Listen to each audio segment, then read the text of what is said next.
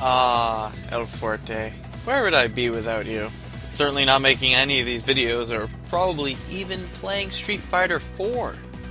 El Fuerte is the reason I kept with the game. Why? He was so not serious and so fun to watch that I just had to play him. Even when I was losing repeatedly, I still enjoyed playing as him so much that it kept me involved in the game.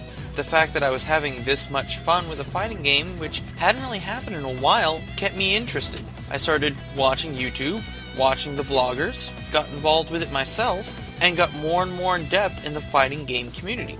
Up until then, I was more or less just a JRPG player, occasionally would play some DDR, some MMOs, and whatever else was lying around. Hell, the last anime conventions I went to, I went dressed as El Fuerte in his chef outfit. So what is there to be said about El Fuerte that I personally have not said before? Not much, really. His backstory is pretty simple.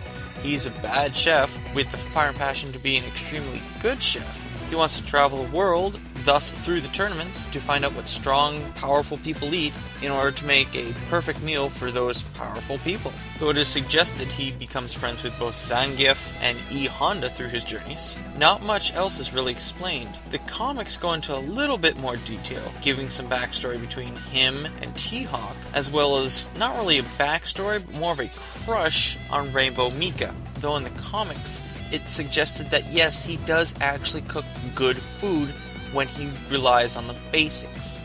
So what about Fuerte's playstyle? Well, Fuerte is an incredibly fast character. His basic special move is a dash, and the dash move runs until he either does a move or he hits a wall. From that dash, he does one of several other moves, from a splash to a slide to a running grapple. And if you run away, there are a couple different moves that'll happen, such as jumping away or a different style of running grapple. He has an anti-air special move, a charged dashing attack move, similar to, say, a Balrog sort of punch. He can jump off the walls, and he can air grab. That all being said, his HP isn't that high, and he really doesn't deal out a whole lot of damage. A lot of the Fuerte game is mind games, is messing with your opponent, is getting into their heads and training them. It is possible for simple mechanics to work against an opponent, but that is after you train them.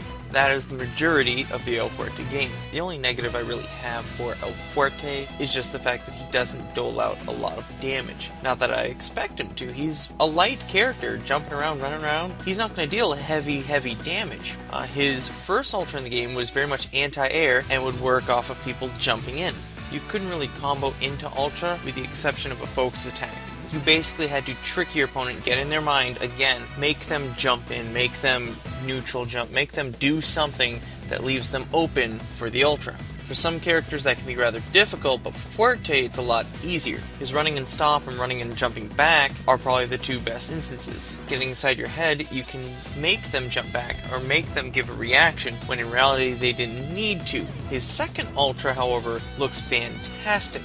It is a sliding grapple. By grapple, I mean the same thing that Zangief has. If he's next to you, he grapples you, and you get hit. If Fuerte's next to you, and he does the Ultra, you get hits. However, it's also a slide, where Zangief kind of lunges towards you, and if you're not feet flat on the ground in front of him, it misses. With Fuerte, it's a slide, so he travels along the ground about to half screen, and if that slide hits you, then the grapple hits. Both really have their place. It's really dependent on who you're fighting against. However, preference-wise, I think I'm going to prefer the new second Ultra. So, why is it that I like Fuerte so much? Oh, I don't know. I've been asked by a lot of people as to why that is. Thinking about it, I think it's for a couple reasons. First off, a game should always be fun.